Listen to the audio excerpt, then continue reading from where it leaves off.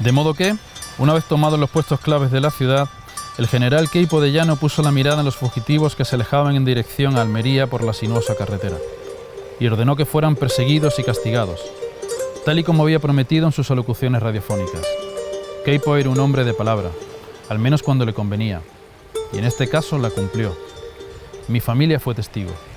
Es uno de los fragmentos del Día del Lobo, la nueva novela de Antonio Soler, el escritor malagueño galardonado con premios como el Nadal o el Nacional de la Crítica, con el que ponemos en marcha esta nueva edición de Artefacto.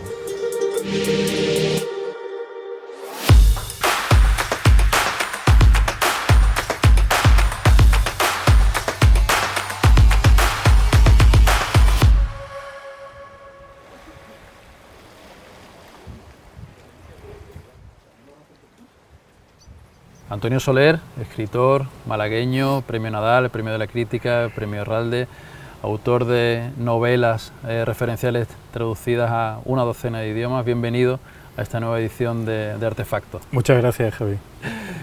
Antonio, estamos aquí en la antigua carretera de Almería, los túneles por los que cruzaron decenas de miles de malagueños desde Málaga hasta Almería en febrero del 37. Parte de esa columna humana estaba formada por miembros de tu familia, y si ese es también, de alguna manera, la espina dorsal del Día del Lobo, el libro que acaba de llegar a las librerías, tu último libro. ¿Cómo nace una historia como la del Día del Lobo? Pues curiosamente, como bien dices, es una historia familiar y por tanto ha venido conmigo desde siempre, desde la infancia.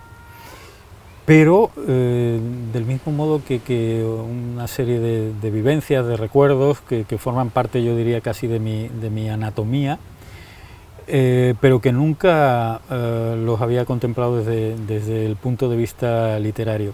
Y curiosamente fue a partir de una conversación con amigos de la editorial Espasa, hablando de la guerra civil y en concreto de este fenómeno que fuera de Málaga es muy poco conocido, fuera de Málaga y de Almería.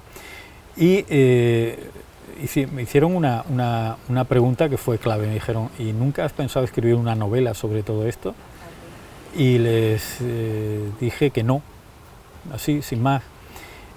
Al día siguiente tuve otra reunión con ellos por otras cuestiones y les dije: oye, le he estado dando vuelta a aquello que me dijisteis y no haría una novela tal cual, o por lo menos donde la ficción no fuera lo fundamental, sino que con contar la historia de mi familia, no ya solo en ese episodio, sino contar la historia de mi familia durante la guerra civil, creo que tendría un libro que puede ser interesante. Le gustó mucho la idea. A partir de entonces empecé a contemplar el punto de vista posible desde el cual podía contar esa historia. Antonio, ¿crees que de alguna manera ese factor externo te ha llevado a quizás tu obra más personal en tu carrera literaria? Pues es probable, desde luego es la obra más íntima, podríamos decir. Cuento la historia real de mi familia. Entre otras cosas, algo que me impulsó a hacerlo también fue la idea de que contando la historia de mi familia podía contar la historia de muchas otras familias, de miles de familias y de personas, y de las cuales la mía fue un reflejo, yo diría que con iconos muy representativos de personas que vivieron la guerra. Por ejemplo, en mi familia hubo un topo, es decir, alguien que tuvo que estar escondido durante años por miedo a la represión. Hubo exiliados, hubo combatientes y también hubo pérdidas y gente desaparecida. Has comentado antes que este éxodo, esta desbandada, como se ha conocido popularmente, es conocida en Málaga, es conocida en Almería. Estamos hablando de uno de los mayores éxodos de población civil de la historia moderna y contemporánea de Europa. El primer episodio donde población civil es bombardeada de manera sistemática por parte de tropas militares. ¿Por qué crees que la desbandada o el éxodo de la carretera de Almería no ha sido otro Guernica? Bueno, yo creo que hay algunos factores, entre comillas, a favor de Guernica. Uno de ellos es la movilización del bando republicano, con el PNV lógicamente denunciando y su indignación, y posteriormente con Picasso. Y en el otro lado de la balanza, lo que ocurrió aquí en esta carretera no fue denunciado como se debía por parte de la República. Y yo creo, y lo creo con ciertos fundamentos, que eso se debió al abandono al cual fue sometida la población de Málaga por parte de la República. Quiero decir, cuando ya el gobierno republicano, encabezado por Largo Caballero, es consciente, con los mandos propios de Málaga, de que la ciudad no va a ser defendida, de que es imposible y que no merece la pena hacer un esfuerzo de gran magnitud, al mismo tiempo que esa decisión ya está en marcha, a la población civil de Málaga se le está diciendo todo lo contrario, que Málaga va a ser defendida, que no se preocupe. Se censura las radios para que la gente no tenga información, y ya solo cuando el rumor se difunde por la ciudad y se sabe que en el gobierno civil se están quemando archivos, que las autoridades, tanto civiles como militares, están huyendo, es cuando la gente, atemorizada y también con mucho fundamento, inicia ese éxodo de un modo atropellado, llevándose prácticamente lo opuesto. Por tanto, la República tiene ahí un punto oscuro de vergüenza y no tuvo, no sé cómo llamarlo, los suficientes argumentos como para reivindicar la tropelía que hizo el otro bando. Antonio, en el Día del Lobo se vislumbra, no solo se vislumbra, sino que también se lee de manera evidente un largo proceso de documentación. Este libro coincide con una exposición de un buen amigo tuyo, de Paco Negre, en el que se te ve el cuaderno de hojas o las hojas donde vas apuntando todas tus lecturas desde que tenías 12 años. Lógicamente, aparte de escritor, gran lector, si te parece, vamos a ir a conocer la recomendación literaria de una de las librerías de Málaga y seguimos charlando sobre el Día del Lobo. Estupendo.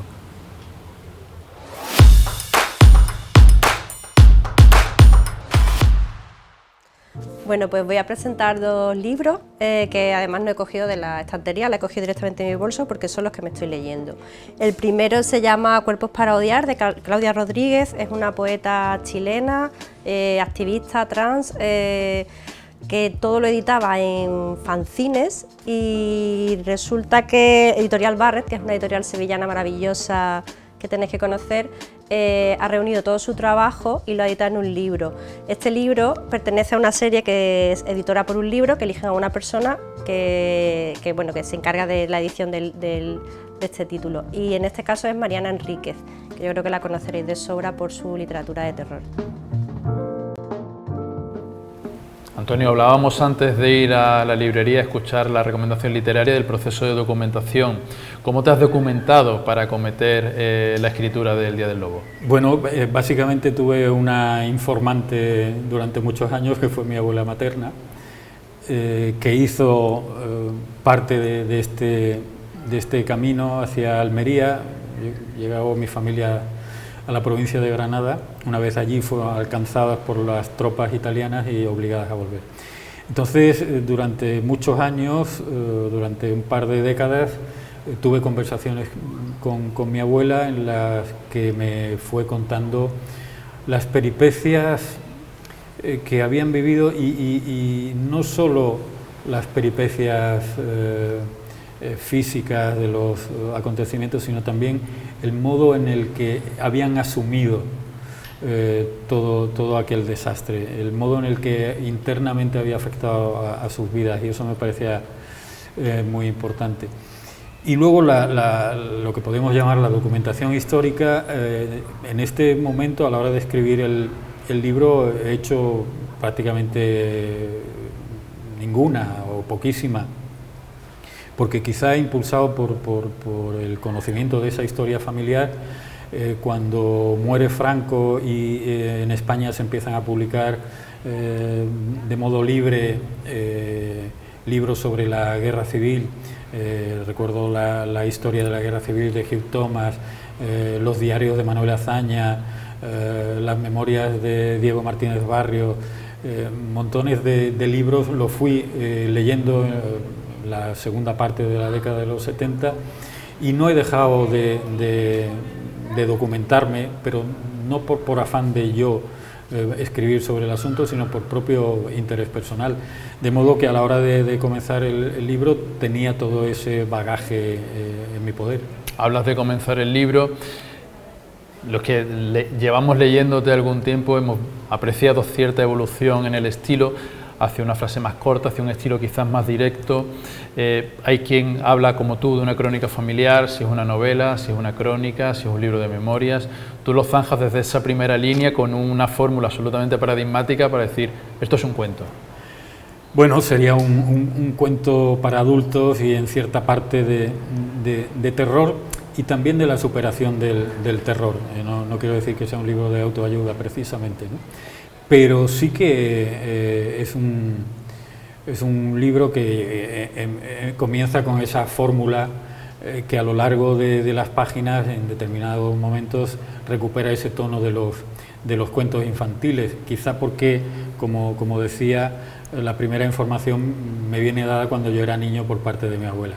Y de hecho, pues eso, el libro comienza había una vez y en determinados momentos se recupera esa fórmula. Incluso el propio título del libro, El Día del Lobo, el lobo es la metáfora en los cuentos infantiles del mal absoluto. Y aquí hay muchos lobos sueltos, hubo muchos lobos sueltos en ese tiempo. No vamos a hablar de Caperucita, pero estamos hablando de tu abuela Josefa. Tu madre también tiene un papel fundamental en El Día del Lobo. ¿Es El Día del Lobo de alguna manera una historia sobre la guerra, pero sobre mujeres fuertes antes, durante y después de la guerra? Sí, en parte sí. No es una opción razonada por mi parte, no es un diseño argumental que yo tracé, sino que viene por la propia recuperación de los hechos. Y cuando yo tiro de los hechos de la historia familiar, me doy cuenta de que las mujeres ocuparon un papel muy importante, quizá no en la toma de decisiones, pero sí en el modo de afrontar los hechos más dramáticos. Y al mismo tiempo también son luces que apuntan al futuro. Esto me lo decía el otro día, algo en lo que yo no había reparado, Raúl Quinto. Estuvimos juntos en Almería y me decía Raúl, como muy buen lector y magnífico escritor, hay dos mujeres embarazadas, hay dos proyectos de futuro en el libro que, bueno, de un modo o de otro, uno más desgraciado que otro, apuntan hacia ese tiempo en el que el lobo ha desaparecido del mapa. Y cuando el lobo está ya rondando el mapa o incluso dando las primeras dentelladas, seguimos hablando de mujeres porque está tu abuela Josefa como narradora, pero está también, por ejemplo, Mercedes Fórmica, está Camille Busley como dos cronistas excepcionales. ¿Has apreciado de alguna manera, no una sensibilidad especial, pero sí una mirada más atenta quizás a esos primeros compases de la guerra desde una perspectiva que te ha servido para narrar esta historia? No diría tanto. He empleado fuentes que me parecían, sí, muy sensibles con lo que estaba ocurriendo, y además desde un lugar o desde otro, desde distintos ámbitos políticos. Y estas dos mujeres evidentemente tuvieron una mirada muy profunda, muy desgarradora al mismo tiempo y al mismo tiempo muy luminosa sobre lo que estaba ocurriendo. Pero también he acudido, por ejemplo, ya no solo a la documentación estrictamente histórica, quiero decir, no la que está hecha por historiadores, sino también a fuentes literarias. Por ejemplo, hablo de los cuentos de Juan Eduardo Zúñiga, que me parece un escritor de una inmensa magnitud, y en concreto hablo de uno de sus libros, Largo Noviembre de Madrid, porque aunque el eje del libro es la carretera de Málaga a Almería, el éxodo de Málaga a Almería, hay una mirada más amplia y como es una crónica familiar, hablo también de las vicisitudes que atravesó mi padre, y mi padre vivió la guerra en Madrid como combatiente de la República. Y Juan Eduardo Zúñiga habla de la gente corriente, de la gente anónima, cómo vivió esos terribles 3 años prácticamente en Madrid. Y ahí, en los relatos de Zúñiga, yo veo la figura de mi padre. Podía ser un personaje de Zúñiga perfectamente, y a la inversa, en lo que sé de mi padre, podía haber habido un relato de Zúñiga. Hablas de la gente corriente, seguiremos hablando de la gente corriente, pero antes has comentado también las distintas miradas. Vamos a asomarnos a la mirada, en este caso, de uno de los museos de la ciudad para que nos comenten una de sus obras y seguimos charlando sobre el Día del Lobo. Estupendo.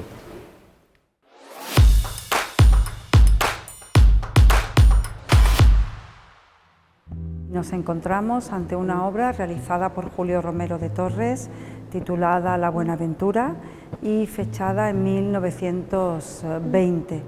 Es una obra de una etapa de esplendor del pintor cordobés y a la que el Museo Carmen Thyssen Málaga ha contribuido a fijar la fecha de su ejecución, puesto que en un principio estuvo fechada en 1922 y encontramos un recorte de prensa en la que aparece Julio Romero de Torres con esta obra y que era del año 1920.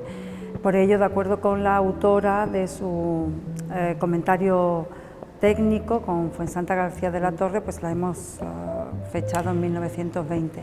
Se trata de una pieza en la que aparecen 2 mujeres, sentada una de ellas en el alféizar de una ventana. La otra mujer le enseña una carta, hace alusión al amor, al desamor, al azar, que son temas presentes en la iconografía de Julio Romero, y al fondo pueden verse edificios señeros de la ciudad de Córdoba, aunque aparecen en la composición de una forma distinta a como se encuentran situados en la ciudad. Podemos ver la Fuente de la Fuenseca, el Cristo de los Faroles y la casa palacio del Marqués de la Fuensanta del Valle. Es habitual en la obra de Julio Romero de Torres utilizar a la propia arquitectura de la ciudad cordobesa como protagonista de muchas de sus obras. Antonio, nos hablabas antes de la gente corriente, que de alguna forma marca el pulso narrativo del Día del Lobo. Gente corriente que a lo largo de tu libro vemos sufriendo, pero también infligiendo, en muchos casos, castigos realmente terribles. Gente que pertenece a uno y otro bando. De alguna manera has querido plasmar que hubo gente buena y gente no tan buena, tanto en un lado como en otro de la contienda. Sí, lo fácil sería decir este no es un libro de buenos y malos, pero realmente es que hubo buenos y malos y estuvieron repartidos. Y eso sí me interesa decir que no es equidistancia. No es equidistancia porque desde el comienzo de la guerra, está claro, hay un golpe de Estado contra un régimen que le gustara más o menos, era un régimen legal y democrático, recién salido de unas elecciones de unos meses antes.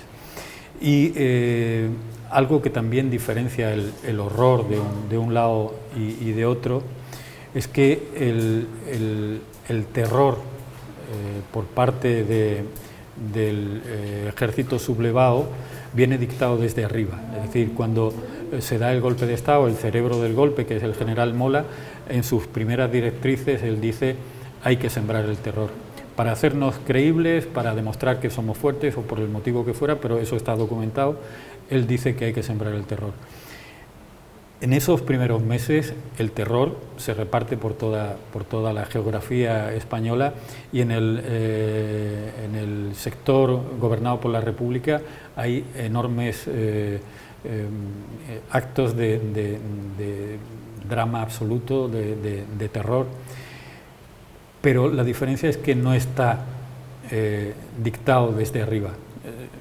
Todo lo contrario, desde el gobierno de la República se intenta parar los desmanes que sí que vienen de la gente anónima, de los milicianos, de los anarquistas, de la gente que tiene rencilla, odio acumulado, y que en un momento en el que, según sus cabezas les dicta, se abre la veda, se toman no la justicia, sino la injusticia por su mano y cometen barbaridades de todo tipo. Pero ya digo, la diferencia es que en un sector eso viene dictado desde arriba y en el otro desde arriba se intenta controlar, pero en estos periodos tan brutales hay una demostración muy clara de aquello entre lo que se debatía Albert Camus, que era pensar si el hombre tiene una parcela infernal o pesa más la humana. En esa parcela infernal, en ese terror dictado desde arriba, en el Día del Lobo, hay dos figuras muy claramente señaladas desde el punto de vista narrativo, que son Queipo de Llano y Arias Navarro.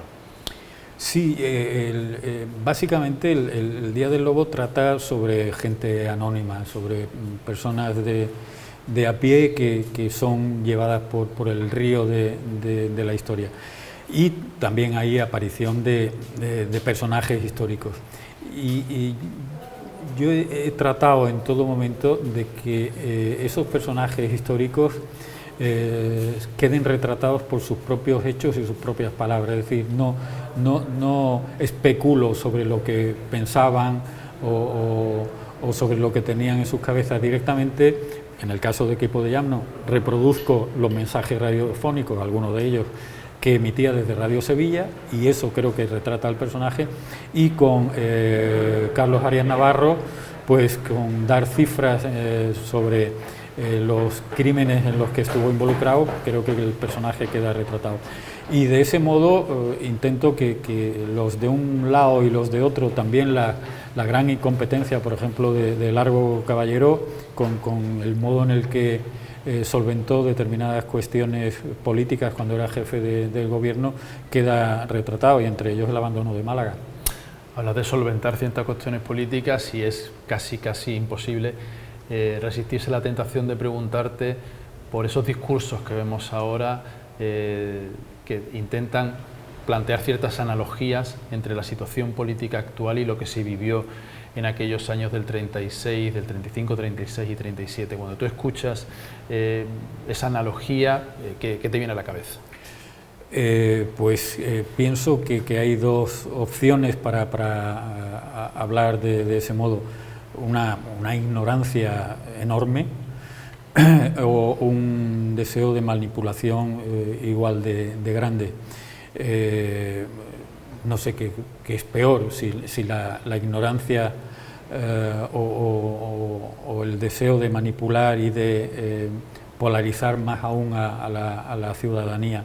Yo creo que puede haber una situación política, la hay en este momento en España, de polarización indeseable, que tiende a dividir la sociedad en dos partes, cuando eso me parece un gran error y en cierto modo es irreal, y la transición es la demostración de que eso no es necesario, y por tanto pienso que es un error garrafal. Pero es que, siendo medianamente objetivos, son mucho más grandes las diferencias que las similitudes.